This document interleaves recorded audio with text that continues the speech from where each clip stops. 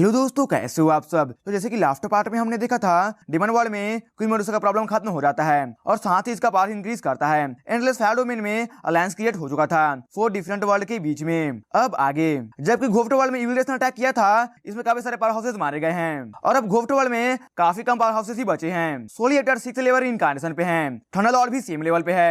हालांकि डुआंकी की बॉडी में थंडर लॉर्ड का सील है, तो फिर फ्यूचर में ये काफी पावरफुल भी बनेगी। इसके अलावा घोफ्ट वर्ल्ड में भी 5th और 4th लेवल इनकार्नेशन के पावर हाउस हैं। डुआनकी की बॉडी में जब थंडर लॉर्ड का पावर पूरी तरह से मर्ज हो जाएगा तो फिर 8th लेवल इनकार्नेशन पे चली जाएगी, क्योंकि थंडर लॉर्ड अपनी लाइफ में इस लेवल पे थी। इधर इमॉर्टल वर्ल्ड भी डिस्ट्रॉय हुआ था और अभी अपने वर्ल्ड को रिस्टोर कर रहे हैं और साथ ही इमॉर्टल वर्ल्ड के पावर को इंक्रीज कर रहे हैं, मगर इसमें टाइम भी लगने वाला है। अब ये सभी हॉल में अलायंस में पावर को कैसे डिस्ट्रीब्यूट करें इस बारे में सोच रहे हैं, क्योंकि अगर ये अलायंस में अपने पावर को सेंड कर देंगे फिर इनके वर्ल्ड को डिफेंड करने के लिए पावर बचेगा ही नहीं। अगर सभी पावर हाउसेस अलायंस में जाते हैं तो फिर इस पर जियान अब कहता है इसके एंडलेस फ्लेम डोमेन में जो पील हॉल है ये ओपन रहेगा अलायंस के लिए, और रीइंकार्नेशन लेवल के पावर हाउसेस के लिए काफी सारे पील्स इस पील हॉल में रिफाइन हो सकते हैं, और जो भी न्यू पर्सन या फिर कोई फोर्स इस अलायंस को ज्वाइन करेगा उसे भी पील्स मिलेंगे हमारे पील हॉल से।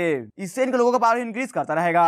अब ये सुनकर यहाँ पे सभी काफी सरप्राइज होते हैं। यहाँ पे ब्लड जनरल और ओल्ड मैन है जो कि घोफ्ट वर्ल्ड के वार के टाइम पे ज्वाइन किए थे। जब दोनों से सुनते हैं 8th और 9th ग्रेड का पील मिल सकता है अलायंस में, फिर ये भी काफी सरप्राइज हैं। दूसरे भी अभी इस बात से हाँ कहते हैं, क्योंकि सभी भी जानते हैं कि 8th और 9th ग्रेड का पील दूसरे पावर हाउसेस को एक मैग्नेट की तरह खींच कर ले आएगा। जियान कहता है जब घोफ्ट वर्ल्ड का वार खत्म हो चुका है, मुझे लगता है कि इविलनेस अभी या तो डेमन वर्ल्ड बुद्धा वर्ल्ड पे अटैक करने वाले हैं। जियान सोचता है कि इसे अब याओ जी को भी सर्च करना चाहिए। गॉडेस याओ जी अपने टाइम पे काफी पावरफुल हुआ करती थी, इनके बॉडी से भी कुछ पावरफुल थिंग्स मिल सकता है। आज अब एंडलेस फ्लेम अलायंस क्रिएट हो चुका है। यहाँ पे इतने में एक पर्सन आता है और कहता है डोमेन लॉर्ड कोई आ रहा है। बाहर एक पावरफुल पर्सन आ रहा होता है। व्हाइट मिस्ट फैलना स्टार्ट करता है और इससे पावर भी काफी फील होता है। ये सुनकर अब दूसरे भी काफी पैनिक करते हैं कि इविल रेस के बंदे आ गए हैं, मगर इस व्हाइट मिस्ट को देखकर ऐसा नहीं लगता है। इसके अंदर पॉइजन का पावर है। ये मीटिंग भी काफी सीक्रेट है, तो दूसरों को इसके बारे में तो पता नहीं चलना चाहिए था। तुरंत ही अब क्वीन मेडुसा आगे आती है और अपने हाथ को आगे कर अब इस पॉइजन मिस्ट को डिस्ट्रॉय करती है। इसका पावर भी अब पहले से काफी इंक्रीज कर चुका है। दूसरे यहाँ पे क्वीन मेडुसा के पावर को देखकर ये भी कहते हैं जियान के लवर्स का पावर भी कम नहीं है। इधर इस पॉइजन मिस्ट जब हटता है फिर सभी देखते हैं कि इसके अंदर पॉइजन सोल है, पॉइजन गॉड पैलेस से। ये पॉइजन सोल अब कहती है प्लीज सभी डेमन वर्ल्ड को सेव कर लें। दूसरे अभी सुनकर काफी हैरान होते हैं कि क्या चल रहा है और इतना वीक कैसे है। डेमन वर्ल्ड पे अभी 2 इविल गॉड एक साथ मिलकर अपने आर्मी को लेकर अटैक कर रहे हैं। ये सुनकर सभी काफी सरप्राइज होते हैं। ये सभी डेमन वर्ल्ड के पावर को जानते हैं, मगर 2 इविल गॉड इसके पावर को भी इग्नोर नहीं किया जा सकता है। इधर जियान सोचता है कि इमॉर्टल डॉक्टर अभी पॉइजन गॉड पैलेस को ज्वाइन की है, इसका क्या हुआ, क्या वो ठीक है। सभी जियान की ओर ही देख रहे होते हैं। अभी अभी इनका अलायंस क्रिएट हुआ है और लगता है कि एक्शन का भी टाइम आ चुका है। इधर जियान अब कहता है ठीक है सभी आज जाकर अपने अपने वर्ल्ड में थिंग्स को मैनेज करेंगे। कल हम निकलने वाले हैं डेविल वर्ल्ड के लिए, क्योंकि सभी जानते हैं कि अगर एक बार डेविल वर्ल्ड पे इविल रेस का कब्जा हो जाएगा फिर आसानी से दूसरे वर्ल्ड पे भी अटैक कर सकते हैं। सभी अब अपने अपने वर्ल्ड में चले जाते हैं ताकि ये जाकर थिंग्स को मैनेज करें और अपने फोर्सेस को सेंड करें अलायंस के लिए। इस टाइम पर डेविल वर्ल्ड में इस बार का इविल रेस का अटैक काफी ज्यादा पावरफुल होने वाला है। इमॉर्टल घोफ्ट वर्ल्ड इन दोनों से भी ज्यादा। अब रात के समय में जियान बैठा होता है और अपने शाओकांग के बारे में सोच रहा है कि इसके फेफ्टर अभी अंडरवर्ल्ड में सील हैं, उन्हें सेव करने के लिए इसे क्या करना होगा। इधर सेकेंड वर्ल्ड वार भी स्टार्ट हो चुका है। अभी भी काफी सारे पावरफुल फोर्सेस हिडन ही हैं, ये सामने नहीं आ रहे हैं। जियान को अंडरवर्ल्ड में जाने के लिए कम से कम इसे 8th लेवल इनकार्नेशन पे जाना होगा, तब जाकर ये भी जा सकेगा। जियान अकेला बैठकर इन सब के बारे में सोच रहा होता है। यूनर अब जियान के पास आती है और इसके साथ में बैठती है और इसके साथ बातें करती है। जियान यहाँ पे एक एंटलर को यूनर को देता है। ये एंटलर पॉइजन को एब्जॉर्ब कर सकता है और ये एक सीनियर फेंगवान को देने को कहता है। यूनर कहती है सीनियर फेंगवान सियाओ क्लान के कुछ फ्रेंड्स को कांटेक्ट कर रहे हैं। फ्यूचर में सियाओ क्लान को सेव करने के लिए भी एक मिशन स्टार्ट होगा। अब नेक्स्ट डे जब होता है फिर अलायंस के पावर हाउसेस आते हैं, सोलिएटर आते हैं। ये अपने साथ में ज्यादा बिग आर्मी को लेकर नहीं आए हैं, ये कुछ ही हैं ताकि घोफ्ट वर्ल्ड को प्रोटेक्ट करने के लिए वहाँ पे भी आदमी रह सके। अभी डेमन वर्ल्ड का सिचुएशन काफी खराब है और वहाँ पे डेमन वर्ल्ड में इसके 5 डोमेन पे मेनली अटैक हुआ है। सोलिएटर डेमन वर्ल्ड के मून डोमेन में एंटर करेंगे और वहाँ पे सभी इविल फोर्सेस को किल करेंगे। जब से घोफ्ट वर्ल्ड पे इविल रेस अटैक किए हैं ये भी अपना रिवेंज लेना चाहते हैं। जियान सभी को ऑर्डर देता है माइरियट डेमन डोमेन में इमॉर्टल रियलम के लोग जाएंगे, हेल डोमेन में नाइनटेल फोक्स जाएगी और पॉइजन गॉड पैलेस में यूनिर और क्वीन मेडुसा ये दोनों एंडलेस फायर डोमेन के आर्मी के साथ में जाएंगे। और 2 बची हुई जगह पे डेमन गॉड पैलेस और डेमन गॉड डोमेन में जियान और फायर एल्फ ये दोनों जाने वाले हैं। जबकि जबकि सभी को जियान ने ऑर्डर दिया है तो फिर ये सभी को अब निकलने को कहता है। इस टाइम पे एक एम्परर की तरह जियान अपने अलायंस को कंट्रोल कर रहा है। इसे जब ये जगह था तो फिर एक डिफरेंट जगह पे एक रूम में दो लोग हैं और एक पर्सन कहता है ये एंडलेस फायर डोमेन अपने अलायंस को क्रिएट कर चुका है, क्या तुम जाने वाले हो? इस पे पर्सन कहता है उनके अलायंस में कोई भी 8th लेवल इनकार्नेशन का कोई भी नहीं है, तो वो अलायंस भी काफी वीक है, उन्हें छोड़ दो। और वैसे भी अगर वो इविल रेस के साथ में फाइट करना चाहते हैं तो फिर उन्हें करने दो, इससे हमारा ही फायदा है। अभी हमारे लिए सबसे इंपॉर्टेंट इविल रेस के लीडर के पोजीशन को सर्च करना है ताकि हम अटैक कर उसे डिस्ट्रॉय कर सके, तभी जाकर ये वार भी खत्म हो सकेगा।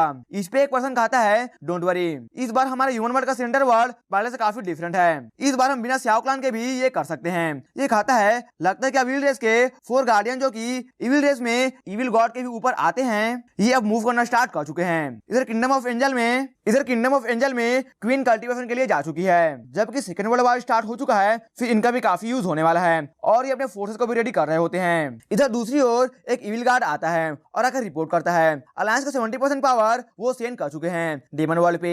ये सुनकर 5th इविल गॉड कहता है ठीक है 4 हाफ इविल गॉड को लेकर जाओ और जाकर ghost world, immortal world, fire elf और एंडलेस फायर डोमेन पे अटैक करो। इस बार एंडलेस फायर डोमेन पूरी तरह डिस्ट्रॉय हो जाना चाहिए। ये कहता है जियान तुम अभी भी काफी छोटे हो, तुम कुछ 6 लेवल को लेकर सभी को प्रोटेक्ट नहीं कर सकते हो। इधर 10,000 डीमर रियलम में लेडी याओची आ चुकी है और इनके साथ में जो भी हैं ये कहते हैं यहाँ पे हाफ इविल गॉड है। लेडी याओची कहती है इन्हें पहले से हाफ इविल गॉड को यहाँ पे किल करना होगा।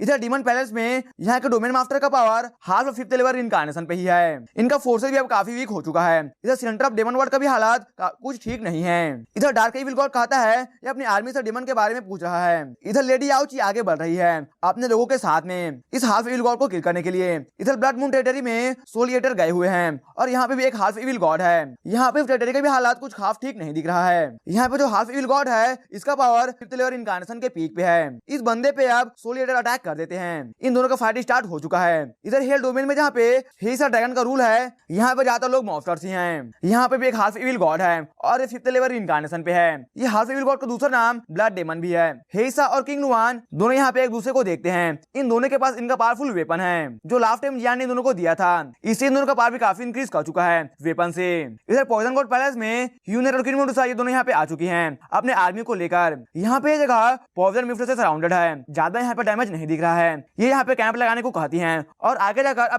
अब पैलेस के सिचुएशन को चेक करने का सोचती हैं। ये दोनों वुमेन अब काफी फास्ट पैलेस के पास आ जाती हैं, मगर जब यहाँ पे आती हैं फिर ये देखती हैं कि एक बड़ा सा स्केलेटन अपीयर हुआ है और इस पैलेस पे अटैक कर इसे डिस्ट्रॉय कर रहा है। तुरंत ये दोनों अपने पावर को रिलीज करती हैं और अटैक करती हैं। इन दोनों के अटैक से ये स्केलेटन भी डिस्ट्रॉय हो जाता है। ये दोनों भी कम नहीं है, ये दोनों भी काफी पावरफुल हैं। इधर ये इविल भी समझ चुका है कि ये अब बचने वाला नहीं है इस तरह के ग्रेट फोर्स के सामने में, क्योंकि किंग मेडुसा भी 6th लेवल पे है तो फिर यूनियन भी 5th लेवल पे है। इधर इमोर्टल डॉक्टर भी किसी तरह के खतरनाक ट्रांसफॉर्मेशन से गुजर रही होती है। लगता है कि इसे अभी भी जागने में काफी टाइम लगने वाला है। इस टाइम पे 5 डोमेन में से 4 डोमेन का प्रॉब्लम अब धीरे धीरे खत्म हो रहा होता है, क्योंकि यहाँ पे जो भी आए हैं ये सभी काफी पावरफुल हैं और इनके सामने सिर्फ हाफ इविल गॉड ही है जो कि 5th लेवल इनकार्नेशन पे है। मगर अभी भी 2 इविल गॉड का आर्मी जो ये लेकर आए हैं और 2 इविल गॉड ये दोनों में से कोई भी दिखा नहीं है अब तक। इधर डेमन गॉड पैलेस में तियानमो माउंटेन पे डेमन स्वॉर्ड है जो कि डेमन वर्ल्ड में काफी फेमस भी है। कहा जाता है कि ये स्वॉर्ड काफी ज्यादा पावरफुल है, मगर अब तक इस स्वॉर्ड को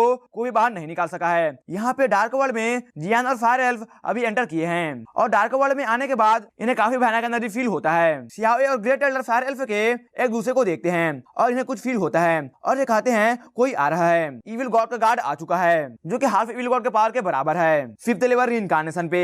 ये हाफ इविल गॉड कहता है मेरे मास्टर इविल गॉड ने लॉर्ड जियान को बात करने के लिए इनवाइट किया है। ये सुनकर वे भी सरप्राइज होते हैं और सियाओ ये कहता है बिग ब्रदर तुम नहीं जा सकते हो, तुम हमारे आर्मी के मेन कमांडर हो, अगर तुम्हें कुछ होता है तो फिर काफी प्रॉब्लम हो सकता है। हालांकि जियान कहता है ठीक है रास्ता दिखाओ चलते हैं। 5th और 6th इविल गॉड इन दोनों का पावर भी काफी ज्यादा है। जियान भी केयरफुल है मगर ये चांस को मिस करना नहीं चाहता है। अब ये दोनों यहाँ से चले जाते हैं। इधर ग्रेट एल्डर इन सबको कहते हैं पहले हम इस जगह से सभी इविल फोर्सेस को डिस्ट्रॉय करते हैं, फिर बाद में आगे के थिंग को चेक करेंगे। इधर जियान अब डेमन पैलेस में आ जाता है तियानमो माउंटेन पे। यहाँ पे जियान हॉल में 2 इविल गॉड को देखता है। इन दोनों का पावर काफी ज्यादा है, ये नहीं भी तो 7th लेवल इनकार्नेशन पे होंगे। यहाँ पे जियान काफी केयरफुल है और अपने बॉडी में एनर्जी को ऑलरेडी क्रिएट कर चुका है ताकि कोई भी गड़बड़ हो तो फिर ये अटैक कर सके। तुरंत ही अब यहाँ पे स्पेस डिसॉर्ट होता है और एक सीन यहाँ पे दिखता है। 9 रेस ऑफ लाइट निकलकर सामने आता है। जियान देखता है कि डेमन पैलेस से काफी सारे लोग कैद हैं और इनके फोरहेड पे ब्लैक लेंस को भी देखा जा सकता है जो कि इनके लाइफ फोर्स को ही खत्म कर रहे होते हैं। इन लोगों के बीच में जियान को एक फेमिलियर फिगर भी दिखता है जिसे ये जानता है और ये और कोई नहीं बल्कि सुएइंग है। जब से जियान इससे दूर हुआ था डाउडी कॉन्टिनेंट से ये इसे मिल नहीं सका है। वो तो फेंगमा ने पता किया तो पता चला कि ये सही सलामत थी। जियान को भी नहीं पता था कि ये डीमन पैलेस को ज्वाइन कर लेगी। फिफ्थ इविल गॉड पूरी तरह से ब्लैक गैस में कवर था और जियान को देख रहा है, इसके इमोशन को पढ़ने का ट्राई कर रहा है। अब ये कहता है मैं जानता हूँ कि तुम्हारे इसके साथ में क्या रिलेशन है। अगर मैंने एक ऑर्डर दिया तो फिर ये सभी मारे जाएंगे, तो फिर तुम्हें हमारे बात को ध्यान से सुनना चाहिए।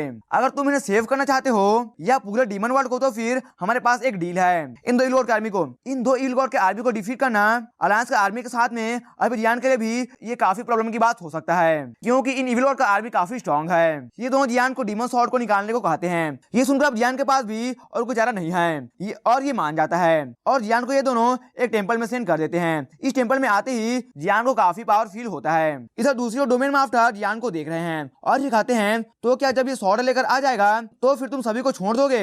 होली डेमन कहता है डोमेन मास्टर तुम्हारा पावर हमारे कारण से ही अब तक इंक्रीज किया है, तुम्हें जरूरत नहीं है ये जानने का कि ये मैजिक स्वॉर्ड कितना ज्यादा पावरफुल है और कितना नहीं।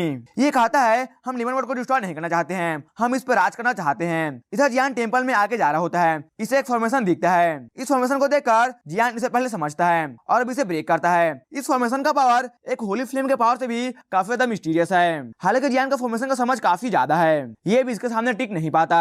इधर फिफ्थ इविल गॉड अब डोमेन मास्टर को एक इविल रेस का हिस्सा बनाना स्टार्ट करता है इसके बॉडी में इविल ऑरा को डालकर। अगर ये सक्सेसफुल हो जाता तो फिर एक न्यू इविल गॉड को ये क्रिएट कर सकता है। यहाँ पे डेमन गॉड पैलेस इस पूरे डेमन वर्ल्ड में सबसे पावरफुल फोर्स है, जो कि पोजन गॉड पैलेस की पोजन गॉड नहीं है तो फिर यह डोमेन काफी पावरफुल है। इसमें डोमेन मास्टर 6th लेवल पे हैं और डिप्यूटी मास्टर ये हार्पर 6th लेवल इनकार्नेशन पे हैं और बाकी इनके आर्मी में 5th और 4th लेवल इनकार्नेशन के डेमन्स भी हैं। 5th इविल गॉड को डेमन स्वॉर्ड में काफी ज्यादा इंटरेस्ट है। ये डेमन गॉड पैलेस के लोगों के बदले में जियान से स्वॉर्ड को लाने को कहा है। इधर हॉल में सुएइंग जो कि इस पैलेस के काफी टैलेंटेड डिसाइपल है, इसका पावर 3rd लेवल इनकार्नेशन पे है। इसके पास 2 होली फ्लेम है और इस कारण से ही एल्डर्स भी इसे काफी पसंद करते हैं। जबकि ग्रेट एल्डर आप काफी रफली इंजर हो चुके हैं और दूसरे पैलेस के लोग भी डिफीट हो चुके हैं। ये लोग अभी काफी पैनिक मोड में हैं। एक पर्सन कहता है एल्डर हम क्यों नहीं सरेंडर कर देते हैं, सरेंडर करते हैं तो फिर ये शायद थोड़ी देर के लिए बच सकें। ये सोचते हैं कि वर्ल्ड मास्टर पे छोड़ देते हैं, वो पक्का कुछ ना कुछ जरूर करेंगे इस बारे में। इधर सुएइंग के माइंड में अभी जियान का ख्याल आ रहा है। जब से ये डाउडी कॉन्टिनेंट को छोड़कर आई है काफी सिंह चेंज हो चुका है, स्ट्रॉन्ग बनने के लिए ये यहाँ पे आई है। ये भी जानते हैं कि अगर इसे डेमन स्वॉर्ड मिल जाए तो फिर इसका पावर भी काफी इंक्रीज कर सकता है। इस टाइम पे इस हॉल में 5th इविल गॉड यहाँ पे खड़ा होकर सभी को देख रहा होता है। सुएइंग इस 5th इविल गॉड को देख रही होती है। इधर ये ग्रेट एल्डर को भी सपोर्ट कर रही है। ग्रेट एल्डर भी यहाँ पे चांस का वेट कर रहे हैं कि एक चांस मिले और ये मूव करें, मगर इनका बॉडी अभी काफी वीक है। सुएइंग को ग्रेट एल्डर काफी सपोर्ट करते हैं। ये कहती है एल्डर मैं जाती हूँ और जाकर डेमन स्वॉर्ड को निकालती हूँ। ये सुनकर ये कहते हैं तुम 3rd लेवल इनकार्नेशन के पावर के साथ में ये करना चाहती हो? बिल्कुल भी नहीं। ये भी जानते हैं कि जब से इनका डेमन गॉड नहीं रहा है फिर इनका फोर्स भी काफी वीक हो चुका है। डेमन गॉड का पावर 7th लेवल इनकार्नेशन या उससे भी ऊपर का हो सकता है, मगर उसके लिए डेमन स्वॉर्ड को निकालना होगा। इनके भी पैलेस में एक काफी टाइम से ट्राई कर रहे हैं, मगर अब तक इन्हें भी कोई भी ऐसा कैंडिडेट नहीं मिला है जो नेक्स्ट डेमन गॉड भी बन सके। सुएइंग कहती है मेरे पास 2 होली फ्लेम हैं और मैं इन दोनों के पावर को सप्रेस कर सकी हूँ और अभी 2 पैलेस के मास्टर भी इंज्योर हैं तो ये कर भी नहीं सकेंगे, मैं कर सकती हूँ। अगर सक्सेसफुल होगी तो फिर ये न्यू डेमन गॉड भी बन सकेगी। ग्रेट एल्डर अब मान जाते हैं और डिप्यूटी पैलेस मास्टर इन दोनों का पावर अब सुएइंग के बॉडी में एंटर करता है। अगर सुएइंग इनके दिए गए पावर को अपने बॉडी में फ्यूज कर अपने कल्टीवेशन से जोड़ सके तो फिर इसका पावर भी काफी इंक्रीज करेगा और फिर ये इस सिचुएशन से भी बाहर निकल सकेंगे। सुएइंग का बॉडी अब काफी ज्यादा शेक करता है इनके पावर से। इसे देखकर एल्डर कहते हैं ये हमारा लास्ट उम्मीद है, अगर ये फेल हो गए तो फिर सब कुछ डिस्ट्रॉय हो जाएगा। एल्डर सुएइंग को अपने होली फ्लेम पैटर्न का यूज करने को कहता है। सुएइंग के बॉडी से इसका ब्लैक फ्लेम रिलीज होता है। इधर ये देखकर एल्डर अब दूसरे को अपने पावर को इसके बॉडी में डालने को कहते हैं। यहाँ पे दूसरे भी अब फोकस करना स्टार्ट करते हैं। ये लोग ऐसा नहीं करना चाहते थे। एक 3rd लेवल इनकार्नेशन इनकारनेशन पे ये अपने लाइफ को डिपेंड नहीं करना चाहते हैं, मगर एल्डर के कारण इन्हें करना होता है। और अब यहाँ पे काफी ज्यादा डेमन का पावर को फील किया जा सकता है। जब इधर ये सब चल रहा था तो फिर इधर जियान टेंपल में एक फॉर्मेशन को क्रिएट कर चुका है अपने स्पिरिचुअल पावर से। इस फॉर्मेशन के कारण से इविल गॉड जियान पे नजर भी सही नहीं रख पा रहा है, क्योंकि फॉर्मेशन के कारण यहाँ पे स्पेस को जियान डिसऑर्डर कर दिया है। हालांकि इसके बाद जियान को एक फ्रेंड फोर्स टेंपल के अंदर में खींचता है और ये टेंपल के कोर एरिया में आ चुका है। यहाँ पे जियान को एक वीक इल फोर्स फील होता है। जियान आगे बढ़कर अब इस टेंपल को चेक करता है। इधर ग्रेट एल्डर डेमन पैलेस के इनका हालत काफी खराब होता है, ये मर रहे होते हैं। इनका बचने का चांसेस भी 10% ही है। ये उम्मीद कर रहे हैं कि सुए इंग सक्सेसफुल हो जाए। इधर इतने में जियान यहाँ पे आ जाता है। दूसरे जब जियान को यहाँ पे देखते हैं फिर कहते हैं कौन तुम, और तुम टेंपल में कैसे एंटर कर गए हो? जो फॉर्मेशन बाहर में लगा हुआ था उसे इविल गॉड भी तोड़ नहीं सके, तो फिर तुम कैसे आ गए हो? ग्रेट एल्डर जियान को देखकर कहते हैं जियान एंडलेस शैडो मैन से। ये सुनकर अब दूसरे भी यहाँ पे सरप्राइज होते हैं और कहते हैं लगता है कि दूसरे बड़े के पावर हाउसेस अभी भी हमारे साथ नहीं छोड़े हैं। तुरंत ही अब जियान ग्रेट एल्डर के हालत को देखकर अब इसके कंडीशन को ठीक करता है। जब ग्रेट एल्डर के बॉडी से ब्लैक एनर्जी निकल जाता है फिर ये खड़े हो जाते हैं और वे पहले से काफी अच्छा फील कर रहे हैं। तुरंत ही अभी कहते हैं थैंक यू लॉर्ड जियान, आप जो भी बोलोगे हम वो करने को रेडी हैं। जियान कहता है वो कहाँ पे है? ये सुए इंग के बारे में पूछता है, जबकि साव फैमिली के गार्डियन की मेंबर है, तो फिर जियान फिर छोड़ नहीं सकता है। ये कहते हैं वो माउंटेन पे गई है। ये सुनकर जियान भी काफी गुस्सा होता है। जियान कहता है अगर उसे कुछ भी हुआ तो फिर कोई भी नहीं बचेगा। ये लोग भी समझ जाते हैं कि जियान का रिलेशन उसके साथ में काफी अच्छा है। इधर जब ये चल रहा था तो फिर इधर दो इविल गॉड यहाँ पे वेट कर रहे हैं जियान के आने का। इधर पैलेस के बाहर में फायर एल्फ भी वेट ही कर रहा है जियान के लौट कर आने का। जब जियान एक बार बाहर आता है फिर फाइनल बैटल भी स्टार्ट हो जाएगा। इधर डेड माउंटेन पे यहाँ पे डेमन एनर्जी भी काफी फैला हुआ है। यहाँ पे एंटर करने पे ही इतना ज्यादा फील किया जा सकता है। इस माउंटेन पे आगे जाना भी काफी डिफिकल्ट है और आगे जाकर डेमन सॉर्ड को बाहर निकालना ये भी काफी डिफिकल्ट है। सुए इंग इस माउंटेन पे आगे बढ़ रही है। आगे जाते हुए ये अपने होली फ्लेम से सराउंडेड होती है, मगर फिर भी इन डेमन एनर्जी को रोक पाना काफी डिफिकल्ट है। ये अपने डेमन सीड को बाहर निकालती है। जब ये सीड बाहर आता है फिर डेमन सीड यहाँ पे काफी ज्यादा एनर्जी को ऑब्जर्व करता है। इस डेमन एनर्जी को इसे सुए इंग का पावर भी काफी इंक्रीज करता है। थर्ड लेवल इनकार्नेशन के पीक पे जा चुकी है। इसके पास जो होली फ्लेम है इसमें से एक नाइट डेमन फायर है और ये होली फ्लेम का फायर निकल रहा होता है इसके बॉडी से, और इसके पीछे होली फ्लेम का फिगर भी बनता है। आगे जाते हुए इसे डेमन एनर्जी से बना हुआ एक काफी बड़ा सा तूफान भी मिलता है। इसे ये सी ऑफ मैजिक कहती है। ऐसा लगता है कि ये इसके अंदर में खींची चली जा रही है। इधर जियान भी यहाँ पे होता है, मगर इसे आगे बढ़ने में काफी प्रॉब्लम होता है। सी ऑफ मैजिक जियान को आगे जाने नहीं देते। जियान बैठकर अपने सोल पावर से आगे के सिचुएशन को चेक कर रहा होता है। इस जगह पे सेंटर ऑफ डेमन वर्ल्ड के लोग भी एक समय में आए थे इस डेमन सॉर्ड को बाहर निकालने के लिए, मगर वो भी मारे गए थे। यहाँ पे इस माउंटेन पे सिर्फ डेड लोगों का स्मेल आ रहा है। तुरंत ही अब जियान का आंख खुलता है। आगे एक काफी बड़ा सा सी ऑफ मैजिक तूफान को फील कर चुका है और अब जियान काफी फास्ट स्पीड में आगे बढ़ता है। यहाँ पे जियान को ये प्लेस भी थोड़ा फेमिलियर लगता है। जब फर्स्ट टाइम डेमन वर्ल्ड आया था तो फिर क्रिस्टल ब्लॉक वर्ल्ड में गया था, उसके पावर से फेमिलियर लग रहा है। इधर सुएंग के सामने एक काफी बड़ा सा क्रिस्टल अपीयर होता है। इस तरह का थिंग इस एरिया के सेंटर में लोकेटेड होता है। इसे मैजिक क्रिस्टल भी कहते हैं। यहाँ पे आने के बाद अब सुएंग को काफी इसे जियान का ख्याल आ रहा होता है और साथ ही जियान का काफी मेमोरी भी। इसे एक मेंशन दिखता है अपने मेमोरी में और इस मेंशन के अंदर में ये और इसका फादर एक दूसरे से बात कर रहे हैं। ये दोनों हफ्ते हुए बात कर रहे हैं। यहाँ पे सियाओ हुनतियान आता है। ये गार्डन क्लान का हेड जब सियाओ हुनतियान को ग्रीट करने वाला था, इधर सियाओ हुनतियान तुरंत ही अब इस पर अटैक कर देता है। इसके एक ही अटैक में ये गार्डियन क्लान का हेड इंजर हो चुका है। इसकी बेटी इसके पास में होती है और अपने फादर को देखकर रो रही है। अपने फादर की तरफ देखकर ये छोटी लड़की की बॉडी से इसका नाइट डेमन फ्लेम निकालता है। उस टाइम पे ये हुआ था। इस कारण से गार्डियन क्लान सियाओ क्लान का बिगेस्ट एनिमी बन गया था इस इंसिडेंट के कारण से। जबकि सियाओ हुनतियान ने ये किया था तो फिर सुएंग के दिल में सियाओ क्लान के लिए तब से काफी ज्यादा नफरत आ गया था। मगर सियाओ हुनतियान रियल था या नहीं ये भी कहना पॉसिबल नहीं है कि उसके जगह पे कोई और था। लेकिन दो क्लान के बीच प्रॉब्लम काफी इंक्रीज कर गया था। जब सुएंग यहाँ पे इस जगह सीन को देख रही होती है फिर से जियान का आवाज आता है और ये पीछे मुड़कर देखती है। जियान यहाँ पे आ चुका है। ये जियान से हेट नहीं करती है बल्कि जियान को यहाँ पे देखकर काफी खुश भी है। ये देखती है कि जियान काफी पावरफुल हो चुका है। जियान इसके पास आता है और इसके बॉडी कंडीशन को देखता है। इसका भी कंडीशन उतना सही नहीं है मगर अभी ये ठीक है और जियान इसे हील कर सकता है क्योंकि इसके बॉडी में 2 होली फ्लेम है और साथ ही इसके बॉडी में काफी डेमन एनर्जी एंटर कर चुका है। तो अगर ये अनस्टेबल हो जाता है फिर इसके बॉडी के लिए सही नहीं होगा। सुएंग जियान से गले लगती है। जियान भी इसका काफी केयर करता है और इसे कहता है मैं तुम्हारा हमेशा ध्यान रखूंगा, तुम चाहो तो मेरी सिस्टर ही बन सकती हो। ये कहती है मैं अपने पावर को अपने लोगों को प्रोटेक्ट करने के लिए यूज करना चाहती हूँ। ये स्माइल करती है और अब इस पॉइंट पे इसके बॉडी में डेमोनिक एनर्जी काफी ज्यादा हो चुका है और इसे कंट्रोल भी नहीं कर सकती है। अब इसके बॉडी से ये डेमोनिक एनर्जी निकलता है। जियान ही देखता है और अब एक तरह का फोर्स रिलीज होता है जो कि यहाँ पे सभी पावर को फ्रीज कर देता है और क्रिस्टल में पावर बदल जाते हैं और यहीं पे ये रुक जाते हैं, मूव भी नहीं कर पाते और ये अंदर से रो रही होती है। तुरंत इसके बॉडी से से